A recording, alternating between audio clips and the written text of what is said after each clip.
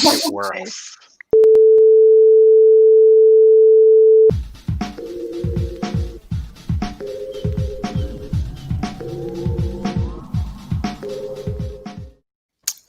Hey, good morning, everybody. How you doing?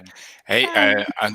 thank you for joining us today at our live stream, our weekly kind of go through of new things and education and discussion of topics. Today, I have Justin Pancino with me, Marian Doborowski, Hello. and Megan Quick. And today, we're going to talk about something that is very, I guess, topical to like our current situation, which is the modern workplace, and more than just like speeds and feeds about it. It's going to be about like our experience of living through the modern workplace, which is kind of a experiment that we didn't necessarily want to have, but here we are. So, I mean, I wanted to have. I just didn't want to. I'd rather like walk down the steps into the pool instead of getting tossed in. You know? yeah, I feel a bit it was more at the cliff, we're thrown off it, That's but true. here we are. But we're swimming, so. There's so many, exactly. So, what's interesting is we kind of started this transition modern workplace way before our kind of current COVID-19 / pandemic world that we live in. And it started with a new office that we moved to about 2 years ago. And the fact that we had some staff out in California, we have a number of people working remotely that were permanently remote.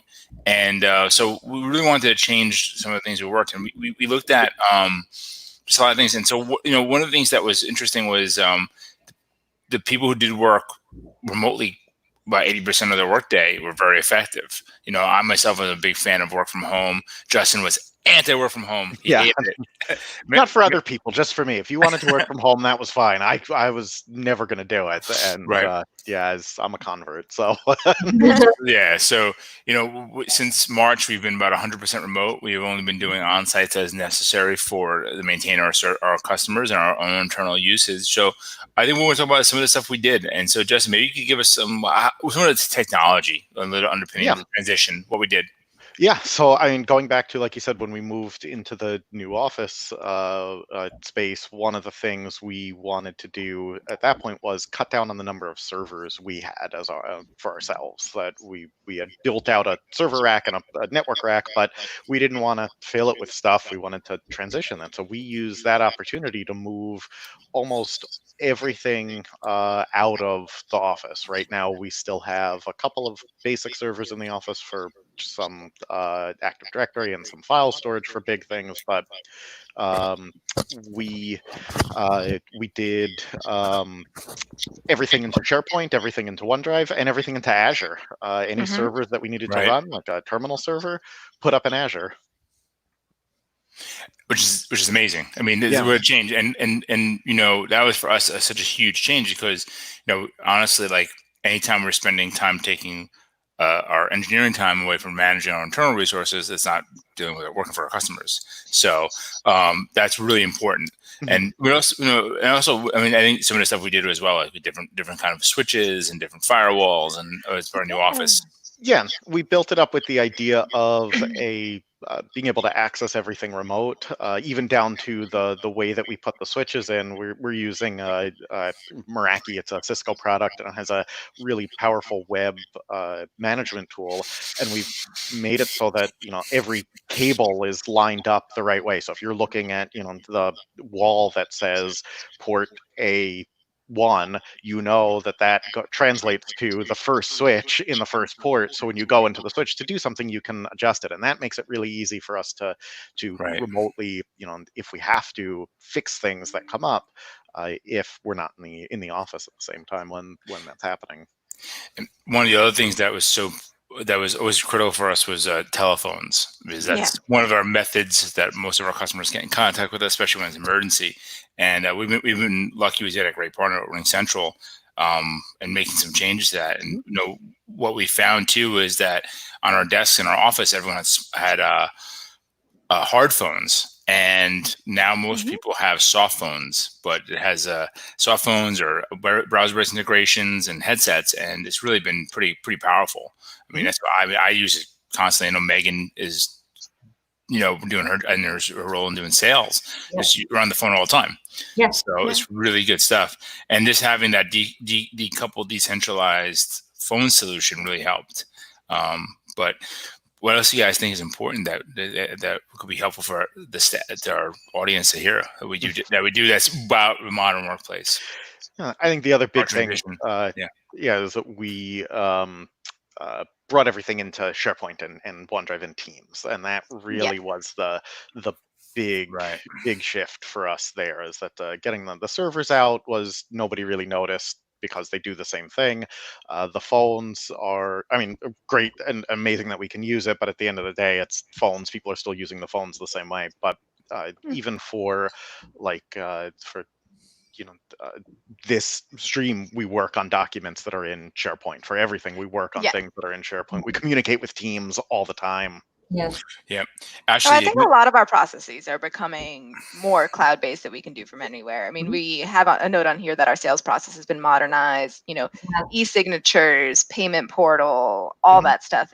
It's all, we don't really we don't have the pen and paper anymore. It makes it more easier to track, easier to do from anywhere. And, I could just bring it up on my phone and sign it. So yeah, actually, I'm making that even more streamlined the next couple of months, where it's going to be this better document management and control of it. So that's really cool stuff.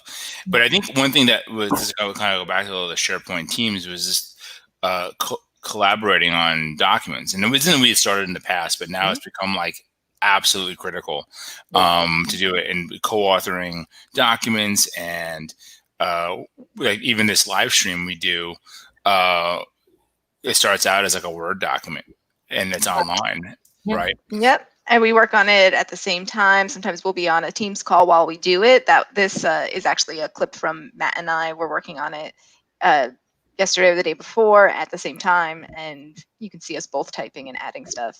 It's really useful. It's interesting because it was something that made Google Docs like exciting, but back when it first came out, like, oh my Lord, you can see people typing at the same time. And it was interesting that the Microsoft products had it even years earlier, but they didn't implement it. Yeah, and even when it's not the live at the exact same time, it still is a powerful tool. George put together some notes for something we're working on, saved it into a SharePoint site that I have access to, and then sent me a message that was, hey, when you get a chance, can you look at these notes and tell me what you think? And instead of me having to, him sending me the file and me working on it and sending him back, I just went into the file, made it, added some stuff there that I thought I wanted to add, and it's right in the file for him. And even though George crazy and sent it late last night, and I'm looking at it this morning, but even with that, it's like it's still, when he gets to it, there are the changes are there in the file. And that's been huge for us. And what's interesting too is that you can put automation around that, so you get notified that the file was changed. That's one thing I do. I have notifications when sales documents or statements of work get changed, so that you know what's going on without having to stop the person and be like, hey Justin, did you update that file? And there's those little interactions that on one level we miss, but on another level they're not helpful in some ways, But one of the things that was interesting is now that we're finding is some of our meetings are changed a lot. We used to have a lot of culture around our office. And there's some great Giorgio, the happiest person I know, literally. And Gene and I, and we're in the center office, and James there, kind of sneaking up a little. I don't know. Look, I didn't even notice. It's the greatest photo ever. There's this us talking about our 2019, and all staff, and just kind of going through it. And I think that we transitioned this all staff to a big video call. But what's great is in the past, not everyone was able to make the all staff. So it is like the unintended benefit is that instead of people missing the all staff because they're out of the office or time shift or where they're working, that's the one thing we do miss is the raffle. But we're going to reinstitute it. We'll find a way to bring it back. It's a Christmas holiday. So the idea is that now that everyone can see it, and our people that are on the West Coast and our people remote can get the same experience as all staff. So, but I will say it's harder because your feedback is not as good as the live facilitating someone. Yeah, I do miss being together with everybody, but I don't miss the early schedule of the alt. If we used to do them once a month at 8 o'clock on a Friday, because that was Mhm. really the only time we could get most people together. Yeah. And now, like, so we're doing them. We do them twice a month. They're a little bit shorter, but we can do it during the workday Yeah. on a Ring Central meeting to get everybody Right. in, and it. It's able to have everybody there, able to record the whole thing. So if you can't make it for some reason, Right. you just watch it again, and that's been, I think, a good shift. Yep. So it's been pretty exciting. So we have those, and it's really cool to kind of put together and to see it. There's some, and you to see everybody, and it becomes a good, it's definitely different, but it's Yeah. effective, So Yeah, I mean, it's a transition. Obviously, we used to be in person, and now we're having to find new ways to still connect. But luckily, we've got our great video conferencing platform, and there's a lot out there mhm, people can use. exactly. I think that picture's actually from a virtual happy hour, because we used to do happy hours in the office, and that Oh, one was yeah. from us just like, let's blow off some steam. Let's Right. Yeah, everyone was hang very out. relaxed. Will's got his baby. Yeah. Yeah. Oh, yeah. Very cool. That's really cute. Yeah. Yes. Yeah, it's and and once again, I mean, everyone can kind of like do it as they will. They don't feel obligated to do so, which is great. Yeah. And some of the other plans, some of the other things that are interesting is, I know for myself, is just how much more efficient my time use is. I know, Justin, you and I have talked about this numerous times. Yeah, I mean, when we were all in the office, there was a lot of our work got done with we call it the shoulder tap, where like somebody will just Mhm. come by and say, "Hey, can I ask you this?" or "Hey, can we work on this thing?" or "What do you think about this?" or even Matt, I can't tell you how many times he and I pass each other in the hall, and it turned into a 20-minute conversation, and Oh yeah, not that work wasn't getting done. Like, it was a good conversation, and something came out of it, but it was totally impromptu and unplanned. And Yeah. by losing that, what we've had to do is be more cognizant of that time and schedule those things. So, if Matt needs to talk to me about something, sends me a meeting invite, and now we have it on the calendar and we talk about it. And that's been, I think, more efficient overall, because I can plan, like, all right, I'm going to talk to Matt about this thing at 3, so I have, at 2 o'clock I can work on this other thing and be done with it in time. And the other thing that's come from that is knowing that we've got meetings on the calendar has made us less likely to need those shoulder taps. And I am a perfect example of that one was we do a stand-up meeting every morning, and I had 3 separate questions I wanted to ask Chris about our director of account services, and I had rather than bug him about it yesterday at the end of the day or send him emails, I was like, you know what? I was going to keep this in my notes, and when we're on the meeting in the morning, I'm going to ask him there, because it'll take 30 seconds. We're already talking, and I don't need to interrupt him. And it's exactly what happened. I asked him this morning, gave me the answer. Great, done. Move on. yeah, it's really powerful. And also the other thing is using the tools we have, like a ticketing system and SharePoint and the scheduling assistant and stuff like that. It's really good. And I know, Megan, you do you and I work on a ton of documents together. I always see what you. I mean, so we see that, and this is co-authoring, that sort of thing. So what else have you found that's different than when we were in the office? Well, I mean, a big part of our job when we were in the office and pre-COVID world was visiting new clients, having those in-person meetings, visiting their offices. That was part of the sales process. And now it's all remote. And it's been a really interesting adjustment, I think, to sort of achieve the same thing in Teams calls with brand new prospects who we've never even met. Right. Give a good impression, get enough information to understand their company. Like, I think we've had to be much more intentional about the information we get in those meetings. Absolutely. And I mean, follow up is always vital for sales. But now, I have to be on top of it and just every day go through our list of people that we're talking to, because if they don't get that email touch or that phone call, it's so easy to get lost in the froth right now. Yeah. Exactly. Yeah. I know, Marianne, you've been training so many people now on some of this new technology. What have you found is important?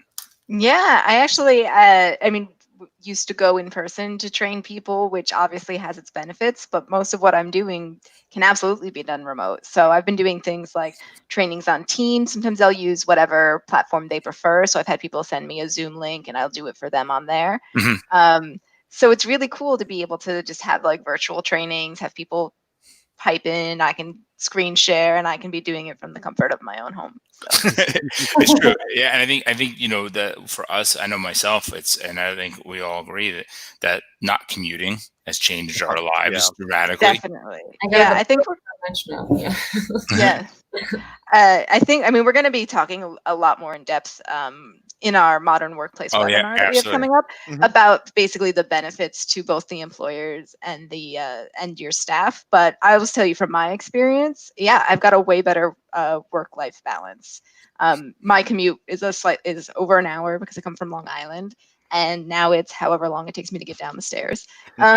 Exactly. It's true. I mean, and it's also like family life. I mean, we used to have my stepdaughter would only come over on weekends, and now she's over for a full week at a time. Also because she's got, she had remote classes as well, which is over now. Happy summer. Right. And probably the best benefit I had is that I had time to foster and ultimately adopt a dog. So now I have 2 dogs, and I'm living the dream. That's great. That's true. That's true. Yeah, it's definitely a big change in that regard, and getting that extra time back. And I think the future will probably be a hybrid future for most of us. Because I think that's the kind of the best solution for the long haul. But just the ability to have that when you need to be home, and have that thinking time. So, but the modern workplace just offers those extra benefits. If you can offer that, it really can help your staff. It can help them make decisions, or your prospects to make decisions to go to you for that extra benefit. Yeah, and I feel like we learned a lot in the process before we started, and now we're learning even more about the process and what it looks like. I know myself, we're changing. I work quite a bit with our service director, Nick Nightingale, and we spend a lot of time trying to put together better metrics and better KPIs around everything we do. And we found some really interesting data that kind of challenged our own assumptions, which was interesting to see about like service times and when clients need us and what the kind of requests they have and all this sort of thing. And it was really, really powerful. I think that's going to help us ultimately deliver a better service to our customers, and kind of our own mistakes, like kind of, dog fooding it, I guess is the term, and doing it wrong a couple of times first. But, and that led us to make some new products, new offerings around things. I know around Windows Virtual Desktops or Valiant newer products, and more training, more of these video assets, more of this video stuff.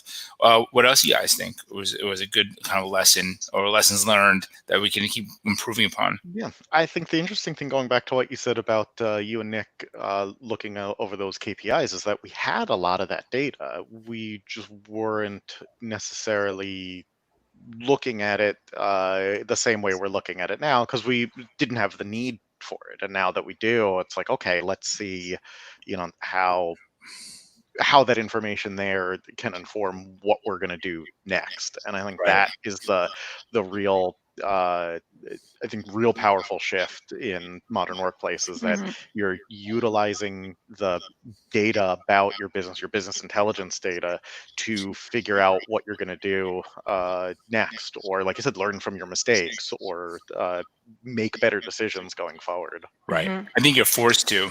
Yeah. And some of it's we're going to have more procedure in place. I was thinking this about when we get new staff. I mean, they're not going to be able to shadow people as easily anymore. Correct. Yeah. So we're going to have to do a little bit different of the onboarding process, a little bit different in the training, which we've already been working on, like training videos and documentation, which we've already got a lot of. But there's going to be a little bit less following me and learning from seeing, which is probably a good shift. Into, having a procedure instead of just learning from doing it. Yeah, again, like being thrown into the pool. Exactly. Yeah, it's like that comic that's what is it? Here's the manual for what you're supposed to do. Here's the manual for what we actually do, and I'm trying to get away from that. Yeah, it's actually, I think Megan used the word, and both, actually everyone's used it here, intentional. It's more of an intentional culture, an intentional build. Like certain things we want to do is we want to see this. One thing we discovered is that people are working less after hours, but we want to make sure that when they are working after hours, they're getting service. So we're instituting a 24/7 help desk, that sort of thing. And we found that because we knew that if people are working from home, they're working more hours, we think, but they're working more compactly. We don't know what the data has yet because it's only 3 months, right? Well, that's another one of the benefits for the people is that your workday is more flexible. So there are going to be those people who are like, well, if I don't need to be in the office 9 to 5, I'd prefer to work, 12 to 8, or, I'll work 4 hours now and then way later after my kids go to bed, then I'll get some work done. So it is, I think that's really cool that we're going to be moving to a 24-hour help desk in the future. Correct. So. That's happening. We should have that. Yep, we should have that implemented by the end of the summer. So and that should change a little bit of our ability to do that, to deliver that. And the other culture is is looking for candidates anywhere. We're going to talk to this tomorrow a bit in depth about having a remote. That idea that someone could live in Western Pennsylvania or Illinois or wherever by their family, and increasing the candidate pool is huge. Yeah, exactly. And, it's actually it might have some really interesting unknown consequences of shifting of job locations and income and stuff. So it's kind of like a unintended experiment, but here it is. We've seen some early examples of that where I think it was I won't say Facebook, but I maybe misremember. It was some Silicon Valley tech company that was trying to navigate that and was looking at a policy of paying people based on their local market rates versus what they normally pay and things like that. And it's all brand new, and that's what's yet to be seen how that's going to shake out and what that's going to do. But in the short term, at the very least, it opens up the ability to hire somebody, the best person for the job, regardless of where they are. Exactly. If they don't have to be in New York anymore, it could be anywhere. Very cool. With that, I really want to get us. Tomorrow we're going to have a lot of information. I think we'll deep dive on this. Yeah. This is our idea here behind this. This one is a little bit of our anecdotal evidence, and that's what we experienced. But tomorrow we're going to have a really kind of more compacted, very actionable webinar around runs my workplace. And I think there's a lot of other webinars that we've produced that are super useful. Our security best practices are some of these streams that we've been doing, and so please check us out on LinkedIn, Facebook, YouTube. All this stuff's content's out there. Our knowledge base. Please like and subscribe it. As I hate being a streamer saying it, but every time I say it, I hear my kids like laughing at me. But comment below about how you've been experiencing the modern workplace. Yeah, exactly. I would. Yeah, thank you, Matt. Yeah, exactly. We would love some comments on your experiences remote. Anything that is good, bad, and different. Yeah. What your feelings are, and and I said, please join us tomorrow at 1:00. We have a great content. We have some special guests coming, and I think it'll be super useful for just as a thought exercise to understand what's happening in the business or in the world of IT and how it's shifted so much to this kind of anywhere, anytime kind of environment. And so with that, I'm going to say our next session after our webinar, we're doing we're going to kind of go back to some basics. We're going to go back to the beginning of it and say, all right, we got to do some data protection and talk about some of the things that is near to my heart, which is disaster recovery and business continuity. Because as a paranoid person, you really want to protect your data. That's like it's worth more than anything in your business. So next week we're doing a really great session of the kind of like higher level differences between disaster recovery and business continuity, and then we're going to go through a whole series of just preparedness of data protection, culminating with a much more in-depth webinar with our great partner Datto. So we're looking forward to that. It'll be August 13th. But please check in each week. We're going to have some really great data that's going to push up into that webinar. And with that, guys, do you have anything else for us, or I think we're good? Yeah. All right. Awesome. Well, thank you, everyone. And I'll see you guys tomorrow for our webinar. Please join us tomorrow. Please sign up. It's some really great information. Thanks a lot. Thanks, everyone. Thank you. Bye now. Thank you, guys.